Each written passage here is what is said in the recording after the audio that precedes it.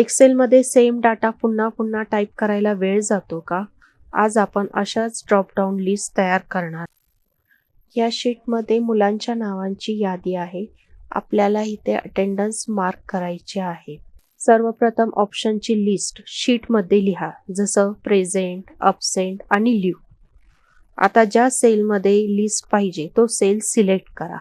Data मेनूमध्ये जाऊन data व्हॅलिडेशनवर click करा. अलाउमध्ये लिस्ट निवडा आणि सोर्समध्ये आपली लिस्ट सिलेक्ट करा. ओकेवर क्लिक करा आणि सेलमध्ये ड्रॉपडाऊन लिस्ट तयार करा. टायपिंग न करता आता लिस्टमध्ये ऑप्शन निवडता येईल. लिस्टमध्ये ब्लँक रो ठेवू नका, नाहीतर ड्रॉपडाऊन लिस्टमध्ये ब्लँक ऑप्शन येतो.